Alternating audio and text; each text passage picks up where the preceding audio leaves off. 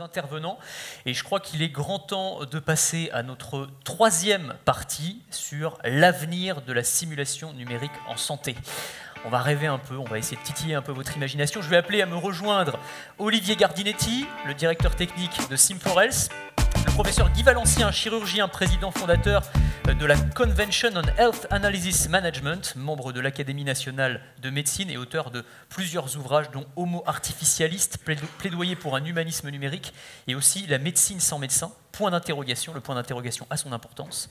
Et Hervé Fontaine, vice-président réalité virtuelle B2B chez HTC. Voilà, bonjour messieurs, bienvenue, installez-vous.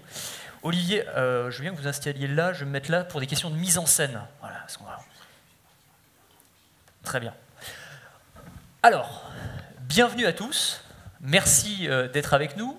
On va parler du futur de la simulation numérique et principalement d'un outil, alors qu'on a déjà abordé un peu dans les précédentes tables rondes, la réalité virtuelle. C'est en train de tout bouleverser. Je ne parle pas seulement de la médecine. On parlait tout à l'heure du CES de Las Vegas, la grand-messe de la high-tech. Il n'y en avait que pour la réalité virtuelle. Il y avait des stands, il y avait un espace entier. On voit que ça va changer le monde du jeu vidéo. On voit que ça va changer le monde de la grande distribution. On va pouvoir tester sa cuisine Ikea depuis chez soi avec son casque de réalité virtuelle. On va pouvoir faire ses courses dans des rayons virtuels avec ses casques. Et puis, évidemment, il y a énormément d'applications dans le domaine de la médecine. Je vais commencer avec vous, Olivier Gardinetti, donc directeur technique de Sim4Health. Quand on parle de réalité virtuelle dans le domaine de la simulation numérique, de quoi est-ce qu'on parle concrètement et à quoi est-ce que ces drôles de casques vont pouvoir servir? Voilà. Quel est l'intérêt? Bonjour à tous. Donc la réalité virtuelle. La réalité virtuelle, en fait, ce qu'il faut bien voir, ça donne une nouvelle dimension à l'apprentissage. Les gens ne se rendent pas compte lorsqu'on voit ces casques, comme vous dites. Au départ, on pense plus à de l'entertainment, clairement. Mais ce qu'il faut bien essayer de saisir, c'est la capacité de cette nouvelle technologie à donner une nouvelle dimension à la formation et donc aux apprentissages, clairement aux apprenants, et là on parle de la santé, de mieux comprendre certains gestes, mieux s'immerger dans certaines situations pour pouvoir mieux interagir et donc mieux se préparer à affronter ce type de situation. Typiquement, les situations qui peuvent être assez délicates en chirurgie, où des internes ne peuvent pas forcément toujours comprendre ce qu'il faut faire à tout moment, puisqu'ils l'ont lu peut-être dans certains livres, dans certains cours, mais ils n'ont pas pu le mettre en pratique. Et l'avantage de la réalité virtuelle, c'est aussi de pouvoir se projeter plus facilement dans ce genre de situation et mieux réagir. C'est qu'on a l'impression vraiment d'être sur la scène, quoi. Tout à fait, une immersion totale en fait. Bon, on va peut-être essayer. Tester ça, hein, en vrai. Voilà, on a un petit dispositif derrière, on va faire une démonstration rapide. Alors c'est moi qui vais être le médecin, donc je ne vous raconte pas ce que ça va donner, mais enfin, c'est pas grave, c'est juste pour vous montrer un peu comment ça fonctionne. Donc, on disait tout à l'heure qu'il y a 14% des Français qui ont essayé, c'est-à-dire qu'il y a une bonne partie des gens ici qui n'ont probablement jamais mis un casque de réalité virtuelle sur la tête, donc je vais expliquer un petit peu tout ce qui se passe. Donc je coiffe ce casque qui est un HTC Vive qui est relié à un ordinateur. Je vais avoir des manettes dans la main, hein, c'est ça? Voilà. Et normalement, alors il faut que j'appuie sur continue là, voilà, start, et là je vais me retrouver normalement, voilà, plongé au milieu du bloc opératoire. Bonjour monsieur. Donc il y a j'espère que je ne vais pas m'évanouir quand même, mais enfin bon, on va faire au mieux. Hein. Alors, est-ce que Olivier, vous pouvez nous expliquer un petit peu ce qui se passe? C'est quoi le cadre là? Pourquoi vous rigolez? Qu'est-ce qui se passe? Donc là, Anthony, vous êtes dans un bloc opératoire, ouais. Et donc en tant que jeune chirurgien, vous allez préparer en fait la pose d'un stent. Il y a différentes phases préparatoires pour cela. D'accord. Et notamment, pour cette situation-là, prendre en charge le patient qui est atteint d'un anévrisme de l'aorte abdominale. Et il faut d'abord, évidemment, prendre les bons instruments. Il a l'air serein pour l'instant, en tout cas. Pour l'instant, ça va bien. Ouais. Bon. Donc ce que vous allez faire, c'est prendre les instruments qui sont sur votre droite. D'accord. Qui vont servir à l'opération. Ok. Alors choisissez les instruments qui vous semblent les bons. On va faire un petit test. Ouais, d'accord, merci. Alors attendez, on va voir si j'en reconnais déjà. Alors là, j'ai l'impression que ça ressemble à un scalpel, par exemple. C'est ça. J'ai bon? Ouais, okay. Allez-y, c'est bon. Donc je le prends, je clique, hein, ça me permet de prendre... Alors j'explique quand même ce qui se passe, parce que vous devez le voir à l'écran, mais ce qui est très impressionnant, c'est que, en fait, l'écran suit tous les mouvements de mon regard. Donc quand je regarde vers le haut... Je sais. Ça vous donne envie de vomir, c'est ça? Ouais. Ouais, c'est le principe aussi, c'est le problème. Alors, je vais essayer de pas trop bouger. Donc, je vais poser le scalpel. Sur le champ, exactement. Donc là, il y a une petite indication qui est apparue qui permet de dire voilà, que vous avez pris le bon instrument, un des bons instruments, et il faut continuer pour avoir les 6 instruments nécessaires à l'opération. Ah, les 6 instruments? Ah ouais, mais alors attendez... Alors ça, c'est quoi, par exemple? Alors ça, c'est ce qu'on appelle l'escargot avec le guide qu'on va utiliser pour pouvoir le mettre dans l'artère. Donc ça, il y en a besoin aussi. Donc en effet, alors ce qu'il faut faire, c'est retirer le guide de l'escargot. Alors d'une main, exactement. Hop. Vous posez posez l'escargot plutôt, voilà, posez l'escargot sur le côté. Et ça, je le repose là. Exactement. Ah, ok. Ensuite, je sais pas, il y a des aiguilles. Alors différentes aiguilles, vous en avez par exemple juste devant vous qui sont vertes. Ouais, celle-ci. Exactement, celle-là, vous pouvez la prendre et la mettre sur le champ. Ok, très bien. Ensuite, vous pouvez prendre aussi la pince hémostatique, c'est ce qui ressemble à un ciseau devant vous. La pince comment, vous dites? Ah bah mais il y en a plein des ciseaux là. Alors, voilà, juste en face. Voilà. Quoi, celle-ci là? C'est ça. C'est ça. D'accord, ok, très bien. Très bien. Pour l'instant, c'est un sans faute. Hein. Je suis bien pour l'instant. Ouais, c'est très bien. Vous pouvez rester serein, monsieur, ça va aller. Ensuite, on va prendre peut-être le cathéter. Le cathéter, alors ça, c'est ça. Alors, pas tout à fait. Ça, c'est une seringue, mais le cathéter est juste à côté. C'est presque ça, on va dire. C'est ça. Voilà. Ok, très bien. On le met sur le champ. Ok, très bien. De même pour la seringue qui était donc sélectionnée tout à l'heure. Et la seringue juste à côté. Ok. Voilà. Bon, et on passe aux choses sérieuses, on opère alors ou voilà, pas? donc là maintenant on a les 6 instruments qui sont requis pour l'opération. Et ce qu'on va faire, c'est utiliser la sonde d'échographie qui est sur le côté, a priori sur le patient, donc sur la gauche. Ah oui, ça, d'accord. Voilà. Ouais. Mais juste avant, on va lui mettre un petit peu de gel sur le champ opératoire. Donc ici, voilà, ça a l'air exactement. de correspondre à peu près. Un petit peu de gel sur la zone, c'est très bien. Maintenant, vous pouvez prendre le guide. Voilà, et là je le mets comme ça. Exactement. Et on va prendre la seringue pour anesthésier en fait en surface, donc la surface du patient, sur le patient. Ok. Donc il faut garder un angle d'à peu près 45 degrés. 45 degrés environ. Ah, il faut que ce soit super précis en fait, sinon ça fonctionne pas, c'est ça l'idée. Exactement. Alors, là, je suis bien ou pas? Est-ce que vous avez appuyé sur le bouton du pad? Ah oui, c'est ça. Non, pardon, monsieur. Voilà, donc là, ça va activer l'écho que vous pouvez voir sur l'écran qui est sur la droite, en face et sur la droite. Donc si vous tournez un petit peu le regard, ouais. Voilà, et sur le côté, vous pouvez voir normalement l'écho. Ok, donc là je vois, donc il y a 2 masses noires, là, c'est pas bon ça, monsieur. Alors, il y a une partie qui correspond à la veine, qui est la plus flexible si vous appuyez avec la sonde. D'accord. Et l'autre qui reste quasiment statique, qui est l'artère. C'est ce qui va nous intéresser ici. Très bien, très bien. Écoute, ok. Alors, peut-être que pour la suite de la démonstration, c'est plus simple si toi tu continues à opérer le monsieur, puis je vais te poser des questions en même temps. Ok, je vais essayer de faire ça. Ça te va? Ok. Alors, je peux tout lâcher là? Je vais reprendre. Ça m'évitera. Vous allez être entre de bonnes mains, monsieur, vous inquiétez pas. Voilà. Donc, je vais te laisser poursuivre l'opération. Je vais rester à côté de toi. Alors attends, je vais prendre le micro parce que sinon on va rien entendre à ce que tu racontes. Voilà. Ok. Donc, vas-y. Donc là, je prends la sonde de tout à l'heure pour pouvoir contrôler ce que je fais. Je prends aussi évidemment ma seringue pour pouvoir préparer l'anesthésie de la peau. C'est une première anesthésie qui va être, on va dire, peu profonde.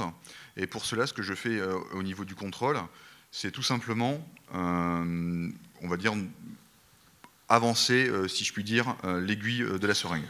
D'accord. Donc on voit une petite déformation qui apparaît sur l'échographie au niveau de l'artère. Donc pour vous simplifier la chose, c'est plus le petit trou noir. D'accord. Voilà. Ouais.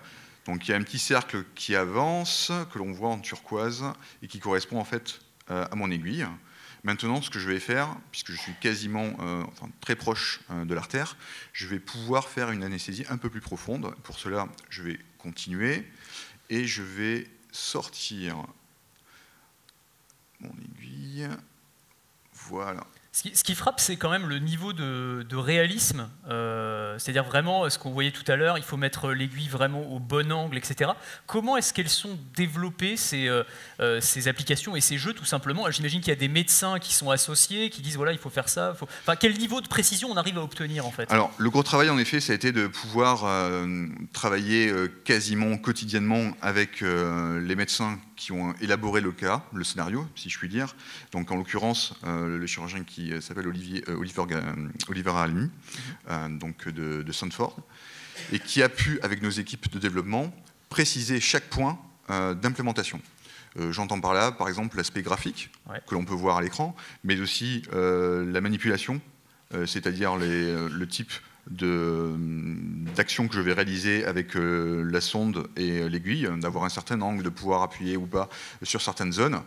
Ça a mis un certain temps, et c'est là où finalement le cas clinique, l'implémentation du cas clinique se joue réellement. Une fois qu'on a la masse d'informations qui permet de bien décrire le cas clinique, il suffit en quelque sorte d'apporter la couche graphique et bien sûr, je dirais, l'interaction autour des éléments graphiques qu'on a pu créer. Et ensuite, les bêta-testeurs, enfin, il y a des médecins qui testent le jeu et qui disent « Ah oui, alors là, non, il y a un problème parce que c'est pas assez réaliste. Là, il y a un souci, c'est pas scientifiquement précis. » Enfin, c'est comme ça que ça se passe? Exactement. Il y a un certain nombre de tests qui sont réalisés, aussi bien avec des médecins que des équipes, enfin, je dirais des médecins en dehors de nos propres équipes qu'avec nos équipes internes, et qui permettent d'affiner le cas et de corriger parfois certaines erreurs qui peuvent être réalisées en cours de développement. D'accord. Donc là, par exemple, je rentre le guide, on a pu voir tout à l'heure rapidement un reflux sanguin. Donc je rentre le guide à l'intérieur de l'artère. Petit à petit, normalement vous devez voir un guide qui avance petit à petit à l'écran. Voilà, donc ça c'est fait. Ouais. Et à présent, je vais prendre le scalpel pour légèrement inciser. J'ai bien fait de vous laisser la main quand même, là, je me rends compte. Là, c'est moi que vous incisez, mais c'est pas grave. Et je vais à présent essayer d'écarter légèrement cette incision que je viens de réaliser. Ok. Voilà. Ouais, non, mais c'est assez précis. Ouais, ouais.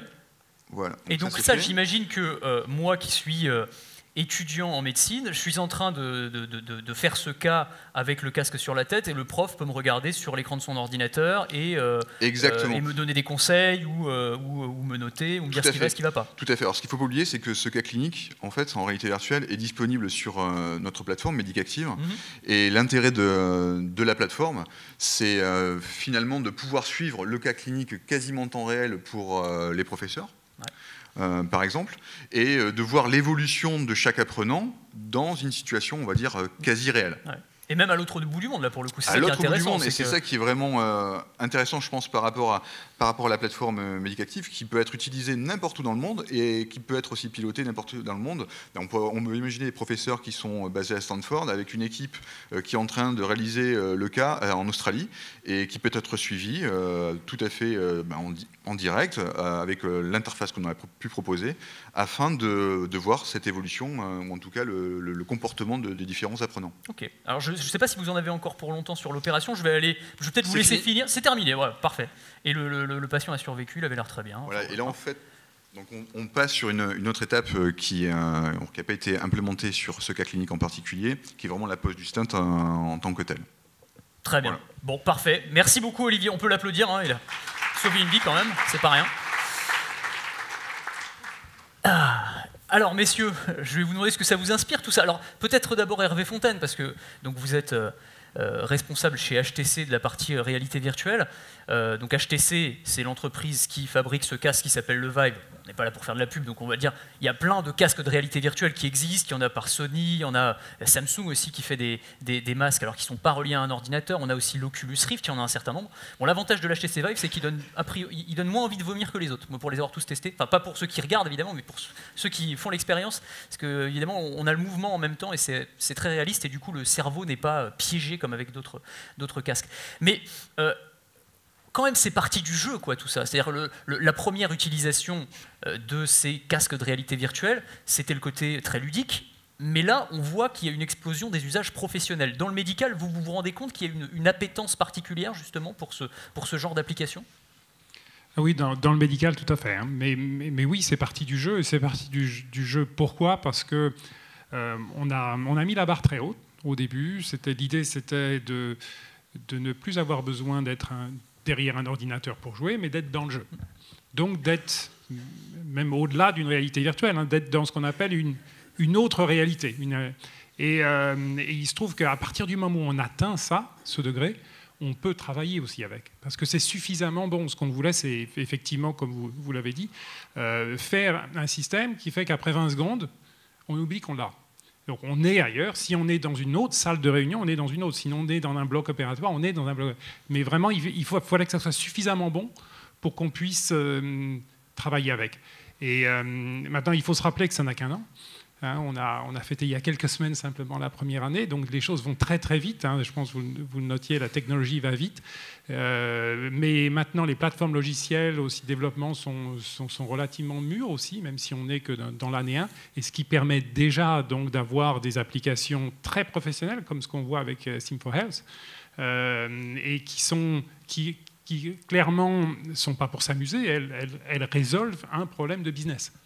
Et on a ça dans d'autres domaines. Hein. Je pense qu'on en parlait un petit peu offline, par exemple, dans le domaine de la construction.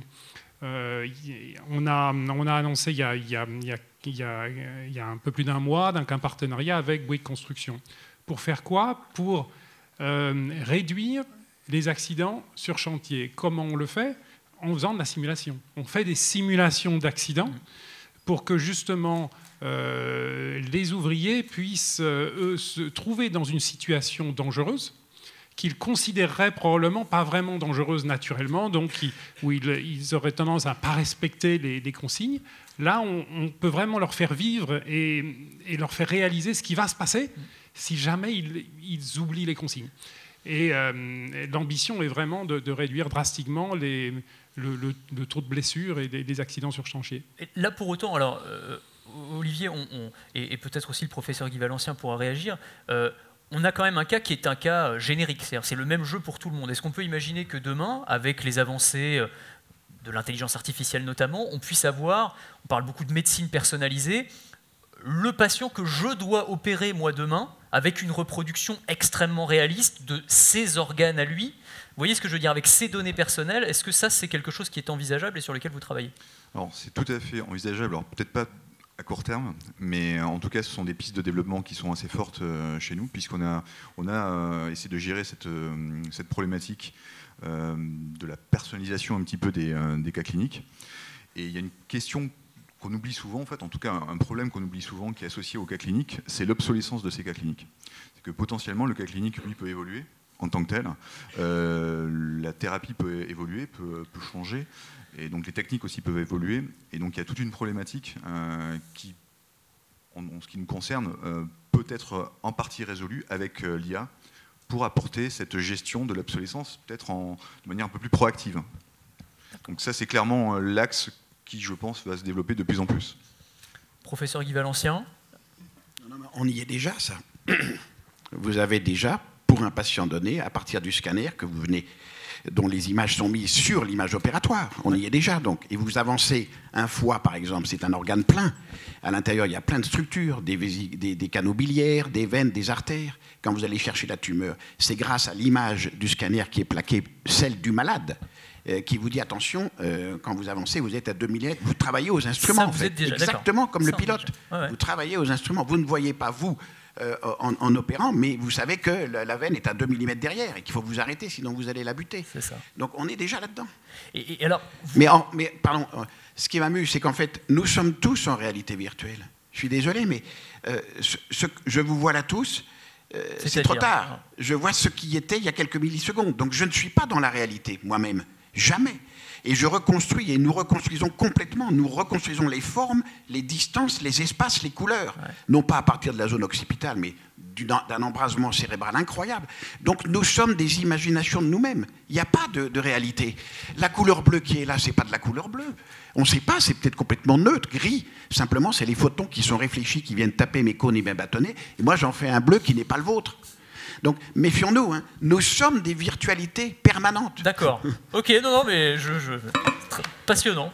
Mais alors, quand même, le fait d'utiliser ces casques, ça change quelque chose pour les médecins. Oui. Vous parlez souvent, vous parlez d'homo artificialis et d'homme augmenté. Là, est-ce qu'on est en train d'arriver vers des médecins augmentés finalement? C'est vers non, on n'est pas dans l'augmentation là. On est dans l'augmentation, c'est quand à partir d'un homme sain, quand on veut augmenter les capacités cognitives ou physiques d'un homme sain. D'accord. Là, on est dans l'outil.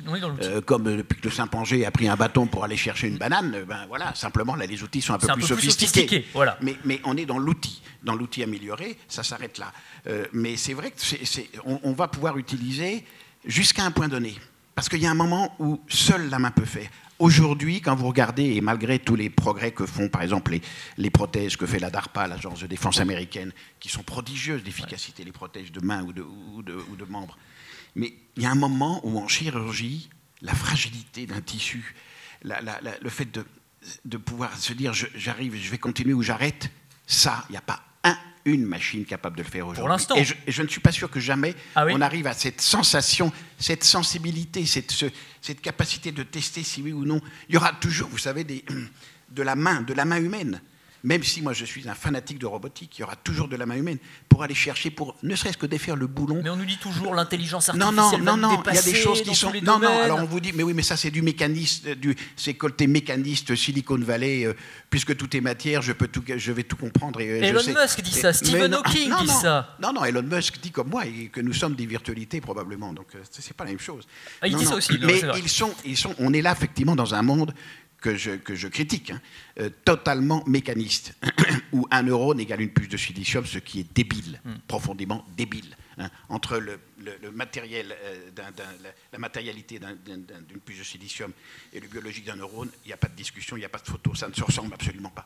Et on est dans ce monde-là, on est en train d'être embarqué là-dedans. À nous de faire attention, mais il y a un moment où vous apercevez qu'il y aura toujours besoin de cette capacité inimaginable. Notre cerveau, c'est 1400 grammes, fait de 75% d'eau, de 20% de graisse et de 5% du reste. C'est nul par rapport à l'ordinateur le plus puissant du monde qui fait 700 mètres de long, le chinois qui bouffe 15 mégawatts quand on en bouffe 12 watts. Ouais. Mais voilà. Et notre petit cerveau est d'une capacité inimaginable pour aller dans la finesse. Et ça, je suis désolé, mais je ne vois pas comment on arriverait à avoir un système qui permette la sensation à ce point que je me dis j'arrête. C'est plutôt un message d'espoir. Il y aura toujours besoin d'humains, c'est ce que vous nous dites. Pour certains cas compliqués. Ce qui est normé, tout ce qui est programmé, tout ce qui va être détecté tôt, grâce justement à la fois à la prédiction par le séquençage de plus en plus accepté et par l'imagerie notamment et la biologie qui vont nous dire avant même que les symptômes ne parlent, hop, la petite tumeur du rein d'1 centimètre détectée par hasard à l'occasion d'une écho chez une femme de 50 ans, à ce moment-là, c'est quelque chose de très normé. Et là, tous ces outils sont parfaits. Mais quand vous rentrez dans le gros temps, si vous voulez, c'est un peu comme le Vendée Globe. Tout le monde s'est amusé à faire le Vendée Globe en virtuel. Hein. On a tous joué, on était là. Mais il fallait voir ce que se tapait le Cléache. Hein. Bon, c'était autre chose. Lui, il n'était pas en virtuel. Voilà. Absolument. Mais en même temps, alors, il y a des phases d'évolution, parce que vous le disiez, Hervé Fontaine, on en est au tout début, on en est au balbutiement. Là, c'est vrai, on a un outil qui, même si technologiquement il est très impressionnant, est quand même relativement grossier dans le sens où, pour reproduire une opération chirurgicale qui est d'une finesse absolument dingue, on a ces grosses manettes, ces joysticks dans la main. Qu'est-ce qu'on peut imaginer? On parlait de technologie haptique tout à l'heure, donc un retour de force. Est-ce que ça, par exemple, c'est des pistes sur lesquelles vous travaillez? Oui, alors il y a plein de choses qui arrivent dans ce domaine-là pour effectivement pouvoir être beaucoup plus proche de la manipulation naturelle, et notamment dans ce qui, pour aller un cran plus loin en simulation en chirurgie, à ce moment-là, on utilise, il y a des petits robots avec bras de retour de force qui permettent maintenant d'aller jusqu'à la simulation de la sensation qu'on aurait quand on perce la peau avec une seringue. Donc pour justement pouvoir faire une formation qualifiante, par exemple, d'anesthésiste. De voir après si l'anesthésie a été bien faite avec multipoints, etc. Donc oui, il y a plein de choses qui arrivent dans ce sens-là. Mais je voulais rebondir là sur l'exemple du professeur Valencien, parce qu'il n'y a pas que la simulation.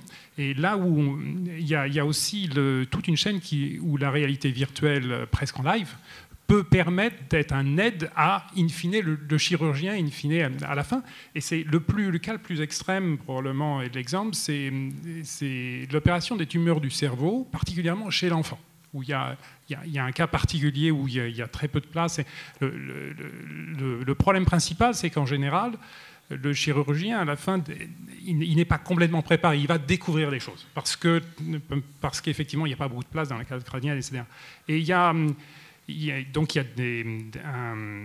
une méthode en test actuellement où effectivement tout part du scanner, hein, d'IRM, avec modélisation. Donc le chirurgien peut déjà visiter, il se fait tout petit, en mini-mois, il va visiter donc tout l'environnement de la tumeur, et à partir de ça, il va pas en rester là, il va en déduire un scénario opératoire. Et c'est là où on fait la jonction avec les simulations, parce que l'outil après permet de faire une répétition. Donc on va pouvoir répéter donc plusieurs fois un scénario d'opération avant de pouvoir vraiment passer à l'opération. Et l'objectif, c'est vraiment de changer le taux de succès. Et pour l'instant, les premiers résultats montrent que ça fait vraiment une réelle différence. Maintenant, l'opération in fine, c'est vraiment par le chirurgien, mais ça lui a permis de se préparer et d'essayer de découvrir le moins de choses possible à la fin quand il décide d'opérer. C'est ça. Cette idée toujours de jamais la première fois sur le patient et d'avoir une préparation la plus exhaustive possible. Oui. Oui, non, mais je suis complètement d'accord avec vous. Alors c'est valable aussi, là, une fois de plus, sur des procédures très normées, notamment la chirurgie cérébrale, où on va mettre des micro-aiguilles pour exciter telle zone ou telle zone. C'est beaucoup plus difficile quand vous avez une anatomie flexible. L'abdomen, c'est inimaginable. Il y a 7 mètres d'intestin grêle, il faut se les taper, ceux-là. Hein. Ils n'arrêtent pas de bouger tout le temps. Et donc, autant quand vous avez un pilote qui atterrit, la piste est toujours avec la même hauteur, la même altitude, elle a la même longueur, la même angulation et la même direction. Vous, au fur et à mesure que le chirurgien, au fur et à mesure qu'il avance, il bouge. Et quand l'avion arrive sur le tarmac, il n'enfonce pas avec ses roues la piste. Hein. Moi, je l'enfonce. Ouais. Et donc, c'est très difficile à modéliser. Donc, on voit bien que tout s'oriente vers les chirurgies, non, mais la chirurgie orthopédique. De l'os, bon, ça se répare, on voit bien. Là, on peut tout à fait robotiser. La neurochirurgie aussi. Tout ce qui est mécanique. Tout ce qui est de l'abdomen et du petit bassin est plus difficile. On le fait, hein, ouais. Mais ça demande, c'est plus compliqué et on n'arrive pas à avoir cette qualité de représentation encore. On va y arriver avec les avancées de l'intelligence artificielle. C'est bien pour l'ordre des procédures opératoires, pour se les mettre dans la tête, les répéter.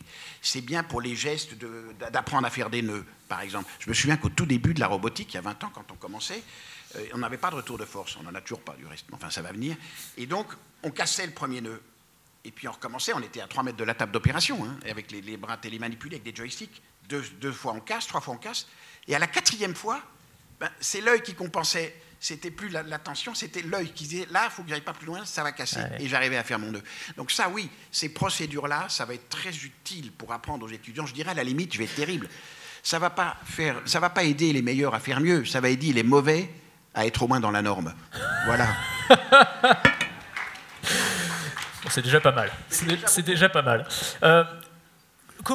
Je vais poser la même question que je posais tout à l'heure au professeur Grandry. Comment est-ce que dans la profession médicale, vous qui êtes praticien, on perçoit ces nouveaux outils qui sont en train d'arriver? Est-ce qu'on les voit comme une aide réelle pour la formation, ou est-ce que c'est encore perçu aujourd'hui comme au mieux du gadget, ou au pire comme quelque chose qui sert à rien, quoi. Voilà. Vous avez toujours la querelle des anciens et des modernes. Donc il y a les vieux crabes qui disent ça sert à rien. Moi, tu comprends, vieux, le compagnonnage, il n'y a que ça de vrai. Ce qui est vrai. Ce qui est en partie vrai, parce que de toute façon, ce qu'on fait là, quand vous êtes avec un jeune et que vous lui tenez la main et que vous lui apprenez le geste quand il est tout seul avec vous, oui, l'avantage là, c'est qu'on peut multiplier ça par 10, 15, 20 à différents lieux du monde. C'est ça qui est intéressant. C'est la diffusion plus que le geste, parce que c'est du compagnonnage d'une nouvelle manière. Hein. Donc voilà. Et moi, je crois que ceux qui pensent véritablement que ça n'a aucun intérêt, que ça coûte très cher et que vraiment, c'est pas la peine, laissez-les tomber. Ouais. De toute façon, la jeune génération est prête à ça. Elle vit dans ce monde-là, en plus, complètement. Jusqu'à ce que disait ma collègue sur l'empathie, ce qui m'inquiète, et je suis d'accord avec elle, c'est qu'on rentre dans un monde de plus en plus numérisé, de plus en plus on se retrouve sur écran, on est amis sur Facebook, on n'a jamais été amis sur Facebook, mais on est amis sur Facebook, et on édulcore la relation humaine à un point inimaginable. Donc plus on va avoir ces outils, plus en même temps il y aura besoin de se retrouver en présentiel pour discuter entre nous, vraiment en se touchant, en se voyant. Car moi, dans les congrès de chirurgie, là où j'ai appris les meilleurs trucs, c'est pas pendant les séances, c'est au café, au bar après ça, avec un petit scotch, en discutant à 2h du matin de certaines choses entre collègues. C'est comme ça. Donc on va avoir un mélange des deux. Le présentiel ne disparaîtra pas face au numérique. Les deux vont être combinés pour nous aider à mieux faire. Pour boire un petit scotch, c'est vrai que l'intelligence artificielle, c'est moins convivial tout de suite. On y perd un petit peu. Pour en revenir à des choses très concrètes et peut-être très terre-à-terre, Olivier Gardinetti, Hervé Fontaine, comment est-ce qu'on finance tout ça? C'est-à-dire ces équipements-là qui vont être installés de plus en plus, j'imagine, dans les universités, en formation, qui les paye? Est-ce qu'il va falloir trouver des nouveaux modèles économiques? Comment est-ce que ça se passe? Je dirais, il y a plusieurs situations en fait, et je dirais qu'elles sont dépendantes aussi des pays, en fonction de la réglementation qui est applicable. En termes de financement, c'est une vraie question, c'est la question qu'on peut se poser dès le départ en fait. C'est bien beau tout ça, mais ça coûte combien? Un cas clinique, ça peut valoir assez cher. On parle de plusieurs ancrations, ça peut être assez onéreux, mais c'est aussi l'avantage par exemple de notre plateforme de pouvoir mutualiser l'effort, c'est-à-dire dans ce qu'on a pu réaliser dans les cas cliniques, et de pouvoir le proposer à un plus grand nombre pour qu'il soit, entre guillemets, plus facilement accessible à un coût assez faible.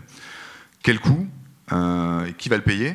Je dirais, ça va en effet dépendre de la situation, mais on peut considérer qu'on a aujourd'hui un nouveau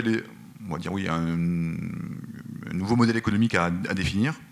Il y a plein de choses qui sont, par exemple, basées sur des systèmes d'abonnement, qui peuvent être facilement du coup accessibles, en quelques dizaines d'euros par exemple, par étudiant. C'est ce à quoi on peut penser, comme tout service aujourd'hui, quand vous abonnez à un service de streaming musical, par exemple. Mais comment est-ce que les pouvoirs publics abordent ça? C'est-à-dire, je sais pas, moi, le ministère de la Santé, c'est des choses qu'ils regardent, ils sont plutôt en pointe, plutôt rétrogrades par rapport à tout ça? Alors, là aussi, ça va dépendre des acteurs, mais je pense que globalement, il y a quand même une volonté de vouloir avancer dans cette direction-là, pour une simple et bonne raison, c'est que ça se généralise un peu partout. La technologie se vulgarise, elle devient de plus en plus accessible, et on le voit pour les supports de formation, c'est quelque chose qui permet de mieux former les personnes, en fait, d'être plus immergées dans la situation, et d'une certaine manière, je pense que c'est un passage quasi obligé aujourd'hui. Je vois mal revenir en arrière sur les systèmes de formation, par exemple dans des livres, or qui peuvent être complémentaires, mais qui ne seront pas seulement ces derniers qui seront utilisés. Voilà ce que je pourrais dire. Hervé Fontaine, peut-être pour compléter? Oui, je crois que là-dessus, il faut réaliser que ce qu'on fait, en fait, c'est maximiser les possibilités d'apprentissage par l'expérience. On ne l'a pas inventé, ça a toujours été fait. Avant, il y avait l'expérience physique et il y a eu des simulateurs. Mais il y a déjà dans beaucoup d'hôpitaux des simulateurs, mais qui coûtent très cher. Et ce qu'on fait là, c'est qu'on a pu réduire, grosso modo, la possibilité de permettre à des étudiants d'apprendre par l'expérience par quelque chose entre 300 et 500. C'est ça ce qui a changé il y a un an, c'est quand avec la techno, on arrive à tout d'un coup faire un système qui, grosso modo, entre hardware avec un gros PC plus le Vive, va coûter 2500 €. Et donc, tout d'un coup, avec des bons logiciels de simulation, ça permet, à beaucoup d'étudiants, 2, à beaucoup de médecins déjà formés, et 3, en plus, ça permet de le faire sans avoir besoin de se déplacer. Donc, on change complètement l'accessibilité à ce qui était avant réservé à un petit nombre. Professeur Valencien, et après Olivier Jussapin. Une des critiques que je peux faire, parce que c'est toujours intéressant d'aller dans ce sens aussi, c'est on va vers la normalisation des procédures. C'est qu'il n'y a plus d'école. Avant, quand on opérait de façon réelle, je dirais, on savait qu'on venait de chez Log, il y avait une façon de faire. On allait chez Léger, il y avait une autre façon de faire. Là, on s'oriente vers un monde normé, parce que je ne suis pas sûr qu'on puisse arriver à ce que chacun des chefs de service se mette à pouvoir dessiner. On n'a plus la patte, sa façon. C'est le style. Absolument. Alors, c'est une mauvaise chose, était-ce utile? Non, je n'en sais rien. Je n'en sais rien. La créativité vient de là quand même. Donc, il faudra bien se méfier qu'on ne normalise pas à outrance, globalement, monde entier, une procédure pour aller mettre un stent cardiaque. Il faut laisser une part à la créativité. Mais énormément. Mais c'est là où il y en a de meilleurs que d'autres. Il y en a qui ont de meilleurs résultats que d'autres, à la fois avec la sélection des patients et en même temps dans le savoir-faire. Donc, attention à la normalisation forcée des procédures d'apprentissage. Olivier Gardinetti, vous vouliez ajouter un mot? Oui, tout à l'heure, par rapport aussi au financement, une chose que je voulais préciser, c'est que on n'est pas obligé d'acheter forcément le matériel, en fait, de pouvoir forcément investir dans le matériel, mais plutôt utiliser ce matériel sous forme, je dirais, de coûts d'exploitation, si je puis dire, de fonctionnement, comme un service, en fait. C'est bien ça qu'il faut comprendre. Et pour rebondir un petit peu sur ce qui a été dit vis-à-vis de la standardisation, finalement, des cas cliniques, alors c'est vrai, je pense qu'il faut évidemment laisser une part de créativité, c'est ce qui permet aussi d'avoir de nouvelles techniques, à un moment ou à un autre, dans tous les cas, mais je pense aussi que ça permet de faciliter probablement l'apprentissage d'une certaine manière. Le fait de standardiser certaines choses, on va pouvoir aussi standardiser des formes de formation, mais aussi le fait de pouvoir prendre en charge certaines situations, certains cas cliniques d'une meilleure façon, et peut-être d'une manière, c'est vrai, peut-être un peu plus uniforme partout dans le monde, mais plus facilement partageable aussi. Ah, aussi, ouais. Et parce que le but quand même des formations, et en particulier sur Médicatif, c'est de pouvoir partager la connaissance d'une façon plus intelligente. Si on sort 2 secondes du monde de la formation et si on revient à notre sujet originel, le patient, est-ce qu'il y a des outils de réalité virtuelle, des simulations ou des jeux qui sont directement destinés aux patients et à quoi ça sert et quelle forme ça prend? Hervé Fontaine. Alors ça arrive. Actuellement, on voit quand même beaucoup d'applications qui sont un peu des encyclopédies en réalité virtuelle qui arrivent. On travaille avec plusieurs développeurs dans ce domaine-là. Et c'est vrai qu'aller dans une application d'anatomie en réalité virtuelle, c'est fantastique. Parce qu'en plus, on n'est plus dans du statique. On a aussi toute la physique qui est modélisée, la physique des fluides. Et donc c'est assez fantastique. Pour l'instant, on ne travaille pas encore sur des projets qui soient médicalisés, c'est-à-dire dans lesquels, en plus il y a les maladies, il y a l'explication et que peuvent être les opérations, mais c'est clair que c'est simplement une question de temps, de ressources.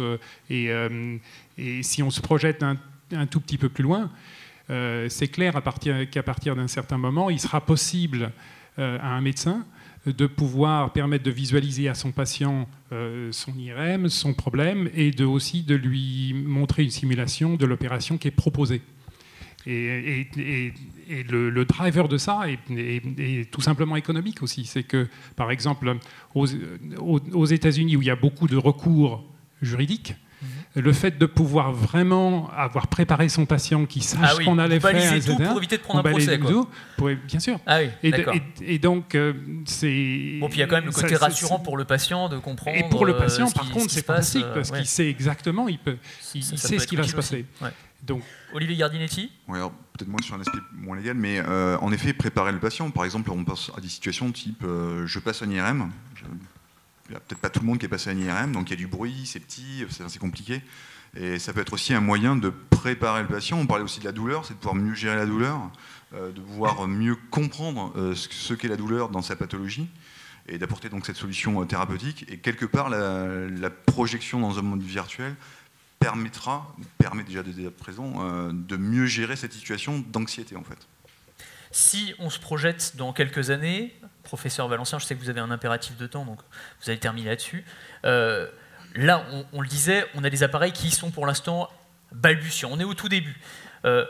On entendait, je le disais tout à l'heure, Mark Zuckerberg qui nous disait il y a quelques jours, je veux connecter le cerveau humain à la machine. Elon Musk disait la même chose quelques jours auparavant. D'autres sont en train de travailler, Samsung notamment, sur des lentilles électroniques qui permettraient d'avoir de la réalité augmentée à chaque instant dans notre regard. Là, on peut parler d'homme augmenté. Qu'est-ce que ça vous inspire tout ça? Parce que c'est ça la prochaine étape finalement. C'est un autre débat, mais si vous ne voulez pas me lancer là-dessus, parce que non, autant je suis de ceux qui considèrent qu'il faut adopter toutes ces technologies fantastiques pour réparer l'homme blessé, handicapé, malformé ou malade, autant je m'obstine à refuser qu'on augmente l'homme sain de façon sa cognition et ses aspects physiques. Alors c'est très difficile, on va me dire le Viagra. Ben non, le Viagra c'est fait pour les impuissants au départ, désolé. Même si on peut tricher en disant à son médecin ça va pas bien, alors qu'on est déjà très vaillant pour prendre la petite pilule bleue, très bien. On me dit la vision, ben non, les lunettes ça répare ceux qui voient mal, les audiophones pareil. Bref, on est donc en permanence dans la réparation. La chirurgie plastique aussi, on ne se fait pas opérer si on ne trouve pas qu'on a un petit défaut. De son nez, de ses seins ou de ses fesses. Bon, c'est comme ça. Donc, on voit bien que la frontière des transhumanismes, entre l'humanisme et le transhumanisme est difficile parce qu'il nous embarque toujours là-dedans. Il faut énormément se méfier. Je n'ai pas envie de vivre 1000 ans. Je vous rappelle que les moustiques ont 250 millions d'années, tout bail, ça fait 7 millions. Ils vivent 15 jours à 3 semaines. Bon. Plus on vit court, plus on mute, plus on dure. Voilà. En termes d'évolution biologique. Mais bien sûr, mais vivre 1000 ans, ça n'a pas de sens. On va venir des vieux crabes quand le reste de l'univers aura bougé. Donc, la singularité, j'attends demain de voir qu'une intelligence artificielle sera capable de dire non et de se sacrifier pour un idéal. Et ça, c'est pas prêt. Il n'y a que l'homme qui est capable de faire ça. Donc, méfions-nous de ce côté mécaniste, d'ingénierie, où puisque le problème est posé, il est déjà résolu. C'est faux. Et nous allons buter de plus en plus sur la complexité cérébrale qui est quelque chose d'inimaginable. Mais d'inimaginable. Ce n'est pas tellement les aires, ce n'est pas les neurones, c'est les circuits. Nous sommes des flux. Et nous ne sommes que flux. Donc oui, bien sûr, ça, il faut les prendre. C'est le meilleur moyen d'apprendre aux étudiants avant qu'ils ne travaillent sur l'homme in vivo. C'est très important. Même quand je parle des étudiants, même pour nous, quand on est plus âgé, pour réapprendre ou apprendre une nouvelle technologie, passer par ces outils, c'est essentiel. Au-delà, non, moi je suis de ceux qui... Je suis un pan-humaniste, mais je suis surtout un adversaire forcené des transhumanistes. Parfait. Bravo. Un dernier mot pour conclure, et puis on va appeler le docteur Jacques Lucas pour nous donner le mot de la fin. Oui. Moi, je compléterai peut-être ce qui a été dit. Certes, il ne faut peut-être pas dépasser certaines limites, c'est vrai, mais je pense qu'il faut prendre le bon côté aussi de la technologie. On le voit dans la chirurgie. Hein, la technologie a été petit à petit utilisée pour améliorer la prise en charge des patients. Et de la même façon, dans la formation, si on veut améliorer cet apprentissage-là, je pense que c'est pour moi un passage obligé et qui permettra probablement d'améliorer la connaissance de chacun et surtout de partager à nouveau ses connaissances. Merci. Hervé Fontaine, un dernier mot ? Je voudrais juste dire que je pense que pour ceux qui n'ont pas encore eu la chance d'essayer, il faut essayer. Ah oui, vous aurez l'occasion d'essayer à la fin. Hein. Vous venez tous, vous n'hésitez pas, au showroom, on pourra le tester, ou sur scène, je ne sais plus. Mais enfin, en tout cas, vous pourrez tester évidemment les simulations du Vive. Et je pense qu'on a tous eu cette surprise la première fois. Quand on essaye une application dans le Vive, on se dit « mince, je ne savais pas que c'était possible ». Parce qu'on a vraiment l'impression que, tiens, c'est comme si c'était vrai. Et c'est d'une puissance fabuleuse, particulièrement dans l'enseignement, mais dans plein d'autres domaines. Très bien. C'est vrai que c'est un effet waouh assez incroyable quand on essaie pour la première fois. Je vous engage à le faire tout à l'heure. Merci beaucoup à tous, à tous les trois. Le professeur Guy Valencien, Olivier Gardinetti, Hervé Fontaine, merci.